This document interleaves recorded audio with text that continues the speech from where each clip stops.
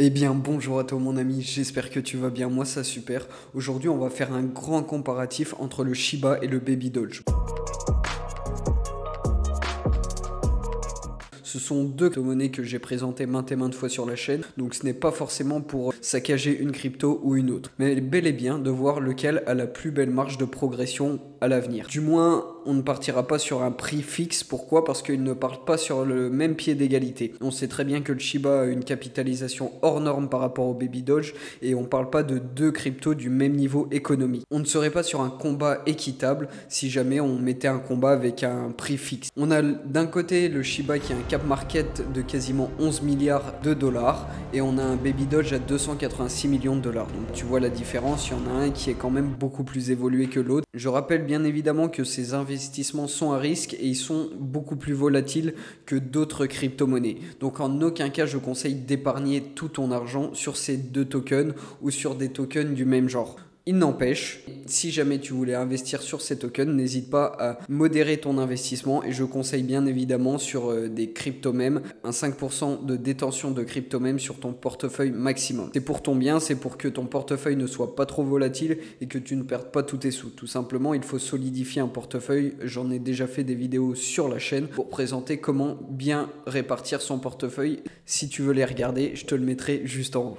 En premier lieu, je voulais les infroter sur les burns. Pourquoi? Parce que les burns sont un élément qui participe fortement à la rarification d'un token et du fait la possibilité d'accroître le prix si la détention reste la même. En théorie, c'est ça. On sait désormais que chacun possède un système de burn, mais ils sont bien différents. Le Shiba a son système de burn et le Baby Doge a son système de burn. On en reviendra en détail. Le Baby Doge, comme tu le sais, burn au niveau de l'achat et vente, c'est beaucoup vu, ça s'appelle des cryptos hyper déflationnistes. Il y en a énormément qui mettent une taxation achat et vente, ça veut dire que dans la tokenomie, un petit pourcentage est justement à l'achat et vente mis à disposition pour aller dans l'adresse de burn, donc ça veut dire que les tokens disparaissent et dès qu'il y a un flux d'achat et vente, eh bien les tokens disparaissent. Bien évidemment, le Baby Doge ne possède pas que cette fonction de burn, c'est surtout principalement le burn de tous les mois qui fait tout le burn du Baby Doge. On va dire que l'achat et vente, comme on le verra, est pas si énorme que ça pour procurer un énorme burn constamment. Donc le Baby Doge dépend principalement de son burn du mois.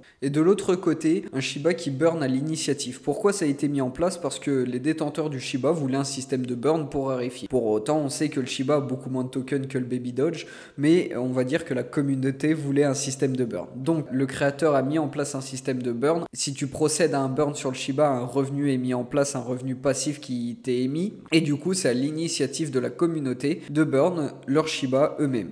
Plus de 26 milliards de tokens burn sur le Shiba. Bon, c'est pas énorme par rapport à tous les tokens en circulation, mais petit à petit, je trouve qu'il y a pas mal de burn. Par contre, je pense qu'il y avait bel et bien l'euphorie du nouveau. Là, on est à 2 semaines, il y a quand même du burn constamment, mais on va dire qu'il y a l'effet du nouveau. Je pense que d'ici quelques mois, les gens seront moins susceptibles de burn. Il est ouvert depuis le 24 avril, donc c'est vraiment assez jeune.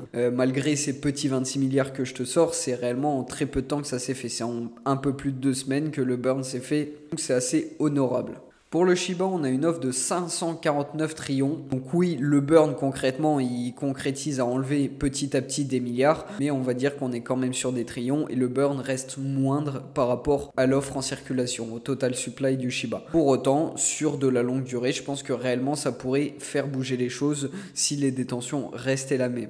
Donc sur un mois, si on prend ces chiffres, on serait sur du 50 milliards. Mais je pense que, comme je t'ai dit, c'est l'euphorie de la nouveauté. On serait plutôt sur du 25 milliards par mois constamment. Ça a quand même l'honneur d'y être. Et forcément, sur un an, ça ferait du 300 milliards de burn. Ça permet de rarifier le token à sa manière. Bien évidemment, on sait très bien que le Shiba n'est pas forcément là pour faire une hausse de prix, mais bel et bien pour construire un écosystème durable.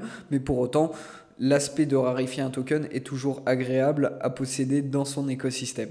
En conclusion de ce burn, je pense qu'on pourrait dire que si on comptait réellement sur ce portail de burn, il ne risquerait pas d'avoir de grosses augmentations de prix dues au burn. Mais pour autant, cela contribue, je pense, à l'écosystème et c'est une manière comme une autre de soutenir le projet. Bien évidemment, le SHIB a connu d'autres burns dans son histoire. Il y a eu le gros burn de Vitalik qui a bien été connu, le Covid et d'autres burns imprévisibles. Pour autant, c'est là où je voulais mettre en évidence le burn de Vitalik. On sait qu'il a burn énormément de tokens et ça a fait bouger le cours. court, oui, certes, mais les gens ont pris une prise de bénéfice. Et c'est d'où le problème justement d'un jeton ou d'un token hyper déflationniste. C'est que c'est la problématique de se dire est-ce que la communauté va rester ou est-ce que la communauté va prendre ses bénéfices. En règle générale, la communauté prend ses bénéfices avant qu'un token explose. Donc ça veut dire que le burn pourrait profiter certes, mais on ne peut pas dire qu'avoir un token hyper déflationniste pourrait justement faire accroître le prix. Ça ne dépend pas que de ça, ça dépend de la communauté, ça dépend de l'effet spéculatif, ça dépend de la nouveauté, bref, beaucoup de choses qui font qu'un prix peut bouger. Mais en tout cas, c'est toujours une petite pierre à l'édifice. On va passer sur le Baby Doge. Donc le Baby Doge a 159 quadrillons, donc c'est énormément de tokens en circulation. Il y a énormément de crypto-monnaies qui se lancent avec énormément de tokens. Et avec le système hyper déflationniste, on pourrait se dire que potentiellement il rattraperait le Shiba. Alors ça mettrait énormément de temps à rattraper en termes de tokens en circulation. Pourquoi? Ça serait limite impossible. Là on sait qu'on burn tous les mois 4 quadrillons au burn du mois. Et bien sur 159 quadrillons, c'est pas beaucoup. De là à demander un prix comme le Shiba, je pense que c'est beaucoup trop rêvé. Mais accroître son prix grâce à un burn, oui, ça serait faisable si les détenteurs du Baby Doge gardaient leurs tokens dans leur portefeuille sans les vendre et sans prendre une prise de bénéfice. Mais là pour autant on part un peu loin car en général ce qui se passe c'est une prise de bénéfice à chaque burn du token. C'est pour cela que pour autant on burn 4 quadrillons par mois mais Baby Doge ne prend pas de la valeur. À chaque burn qui est effectué du mois on voit une prise de bénéfice instantanément. Pour autant compter sur ce burn du mois je ne pense pas que ça soit la bonne solution. Par exemple compter sur la taxation d'achat et vente, là c'est une bonne solution. Pourquoi? Parce que l'équipe ne remettra jamais en jeu cette taxation en achat et vente. Dès qu'un token est créé, la taxation reste encourue pour toute la vie du token. Ça veut dire que à chaque fois qu'il y aura de l'achat et vente, il y aura tout le temps cette même taxation qui reviendra et qui reviendra et qui reviendra. J'ai regardé vite fait la prise de holder. On sait très bien qu'il y a eu une série noire sur le Shiba où il a perdu pas mal de holders. C'était les mises à jour qui manquaient, c'était beaucoup de choses qui manquaient et on va dire que ça se faisait attendre. Malgré qu'ils étaient en train de travailler dessus, ceux qui sont sortis ont perdu espoir. Pour autant, il est riche en mise à jour, il est riche en nouveautés ce Shiba, donc il est reparti à la hausse au niveau des holders. On est à 7000 holders de prise en 2 semaines. Et le Baby Doge, c'est 15 000 holders en 2 semaines. Bien évidemment, je pense que c'est dans l'optique que le Baby Doge se calme. Les 15 000 holders ne vont pas rester constamment. Surtout que l'on voit que le Baby Doge prend énormément de holders par rapport au Shiba et il a un peu plus de détenteurs. C'est très bien que ça n'impe pas forcément sur le cours. On va venir au deuxième point, je pense que c'est un point où on pourrait les démarquer, où on pourrait cerner un peu les tokens, c'est les mises à jour. Il y a un point où ils s'accordent, les violons ensemble, c'est que tous deux sont concurrentiels sur le métaverse. Le Shiba lance son métaverse d'ici peu, les terrains ont été vendus, donc dans la logique, dans ces deux tokens, ce sera le Shiba qui sortira son métaverse en premier. Et ensuite, le Baby Doge va sortir son métaverse, il va venir, en tout cas, il nous montre souvent qu'il travaille dessus. Je pense que ça pourrait être une source de les démarquer forcément. Celui qui fera le meilleur métaverse sera susceptible d'accroître l'utilité du token, parce que ça sera toujours une fonction supplémentaire et on sait que pour en général garder une communauté constamment sur un token, il faut que ce token ait une utilité derrière et pas forcément que ça soit un token seulement pour holder. Il faut aussi qu'il y ait des utilités derrière, c'est pour ça qu'on construit des écosystèmes de tokens, c'est pour que justement tout le monde y trouve son bonheur. Il y a des gens qui détiennent du token pour prendre de la valeur, mais il y a aussi des gens qui l'utilisent pour les échanges et pour autres raisons, du farming, etc. etc. On en vient en fait, le Shiba a un écosystème bien garni contrairement au Baby Doge, là où il met à contribution sa communauté. C'est là où je trouve que le Shiba est très fort et le Baby Doge a une grosse lacune. Le Shiba met beaucoup en jeu sa communauté. Il y a un DAO, bon je sais très bien que sur le Baby Doge ça va sortir, mais ce que je veux dire c'est qu'ils ont un grand temps d'avance sur ça. L'écosystème a souvent besoin de ses détenteurs. On va dire que le Shiba Swap ne fonctionnerait pas sans ses détenteurs, sans les personnes qui alimentent au niveau du farming, sans les personnes qui prêtent de la liquidité au Shiba Swap. Et on sait que le Baby Doge n'est pas forcément le meilleur au niveau de son écosystème, malgré qu'ils sont beaucoup plus forts en marketing, je le trouve, sur les réseaux. Pour autant, leur grosse lacune, c'est cet écosystème. Pour le moment, il y a cet effet spéculatif du Baby Doge, cet effet de holder, mais il n'y a pas encore cet effet utilitaire, cet effet de monnaie d'échange. Pour le moment, ce n'est pas fait pour le Baby Doge. Alors je sais que la carte de débit Baby Doge pourrait résoudre cette problématique et pourrait justement accroître l'achat et vente et l'utilité du Baby Doge. Mais pour autant, ils mettent énormément de temps à justement consolider cette carte. En tout cas, on attend très clairement cette carte de débit sur le Baby Doge pour avoir une utilité supplémentaire à cet écosystème. Car oui, il manque cruellement d'utilité et d'écosystème. Donc pour en venir à la conclusion des mises à jour, le plus concurrentiel en termes de mise à jour, c'est bel et bien le Shiba et c'est incontestable. Pour autant, le Baby Doge fait des mises à jour, je ne dis pas qu'il n'en fait pas, mais elles sont moindres par rapport à celles du Shiba et à l'évolution de l'écosystème. On en vient à la conclusion, c'est qu'on a très clairement deux opposés. Le Shiba essaye plutôt de répondre aux attentes des utilisateurs d'une crypto-monnaie, un swap, une fonction de farming, un stablecoin qui devrait arriver prochainement, bref, des fonctions utiles. Tout cet écosystème permet d'avoir une utilité. Bien, ils créent leur propre stablecoin pour être imposé comme monnaie d'échange et pour répondre aux besoins d'une entreprise d'un token qui a un cours assez stable. Le Shiba est surtout basé sur son écosystème et pas forcément dans l'intérêt d'une hausse du prix. Il est plus là pour alimenter son écosystème et trouver une utilité dans ce marché des crypto-monnaies. Car oui, le Shiba de base, malgré que c'est parti d'une blague ce Dogecoin, il est souvent accepté en moyen de paiement. On peut voir Gucci récemment qui a accepté le Dogecoin en moyen de paiement. Par exemple, Tesla qui préfère le Dogecoin au Bitcoin.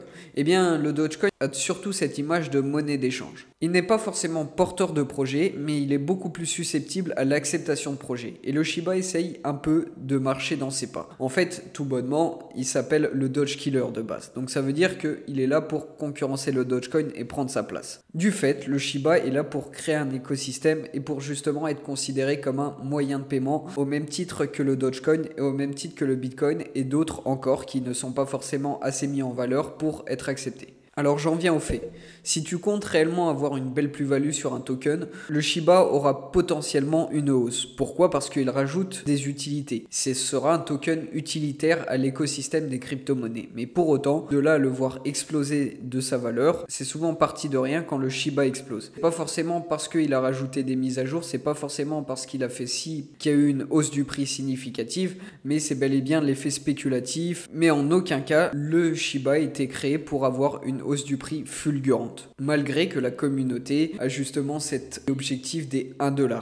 Pour autant, je ne suis pas là pour dévaloriser le Shiba. C'est un investissement comme un autre qui a un swap, qui a un farming, qui a un stablecoin, qui a un écosystème. On va dire qu'il apporte des solutions malgré que c'est un crypto même et qu'il essaye de se débarrasser de cette mauvaise image. Bien évidemment, il solutionne moins l'écosystème des crypto-monnaies que certains tokens qui valorisent beaucoup plus cet écosystème. Donc je pense que le combat du Shiba réside dans ceci. Pour être justement une possibilité de paiement au commerce, c'est bel et bien d'enlever cette mauvaise image du mauvais investissement. Alors que le Baby Doge est plus dans l'optique de rendre les gens riches en rarifiant le token. Il n'y a pas de bonne méthode. Peut-être que le Shiba va exploser parce que justement l'écosystème répondra aux demandes et que les gens s'intéresseront de plus en plus à ce token et qu'il y ait un effet de bulle spéculative. Ou peut-être que les gens vont se tourner vers un Baby Doge qui justement a pour but de rarifier le token et potentiellement de rendre riches les personnes. J'en viens au fait, il n'y a pas de bonne ou mauvaise technique, vu que le Dogecoin a monté énormément, a fait un gros pump sans forcément rarifier ses tokens. C'est pas forcément parce qu'un token est hyper déflationniste qu'il va prendre de la valeur. Il y a bien évidemment d'autres éléments extérieurs qui influent encore plus sur le prix. Mais pour autant, on va dire que dans l'optique, le Baby Doge est plus destiné à avoir une hausse. Mais il va falloir quand même qu'il garde sa communauté, qu'il s'améliore de jour en jour, qu'il crée aussi son écosystème. Et je pense que c'est réellement la problématique du Baby Doge. Il va devoir mettre les bouchées doubles pour justement répondre à cet écosystème assez rapidement. A contrario, on ne sait pas si en rarifiant les tokens, les holders du Baby Doge vont réellement rester et faire accroître le prix ou bien prendre leurs bénéfices. Les deux options sont plausibles. Pour autant, il est difficile d'être dans la tête des gens et de prévoir si réellement ils vont rester et holder sur le projet, ou bien de prendre les bénéfices. Les deux solutions sont possibles. Il y a une donnée qui reflète énormément cette problématique. Le Shiba a 600 millions d'échanges journaliers et le Baby Doge n'a seulement que 5 millions d'échanges journaliers. Pour autant, le Baby Doge est supérieur en termes de holders. Alors ça veut dire quoi? Ça veut dire que réellement, le Shiba a réellement su prendre sa place au niveau du marché des crypto-monnaies et être un moyen d'échange journalier. Pour autant, il n'est pas arrivé à son paroxysme et il n'est pas encore arrivé à son but d'être monnaie courante. Alors que le Baby Doge a seulement 5 millions d'échanges, on est plus sur un token qui est dans l'optique de hold, qui est pas forcément dans l'optique d'être monnaie courante, et ça pose réellement problème sur un token qui justement c'est le nerf de la guerre pour lui. L'achat et vente pour lui c'est la hausse du prix théoriquement. Très clairement ce qui est marqué dans le white paper est la tokenomie. Alors il va falloir tout simplement changer l'image de ce Baby Doge et créer des mises à jour qui pourront répondre à ces problématiques. Et le Shiba va devoir encore combattre contre sa mauvaise image. Il est difficile de déterminer si c'est le Shiba ou le Baby Doge qui va monter. Les deux méthodes sont complètement différentes. Pour autant, les deux ont le même combat, se faire accepter et accroître leur prix. Voilà, j'espère que la vidéo t'aura plu. N'hésite pas à liker, à commenter, à t'abonner. Je te dis à la prochaine pour une prochaine vidéo.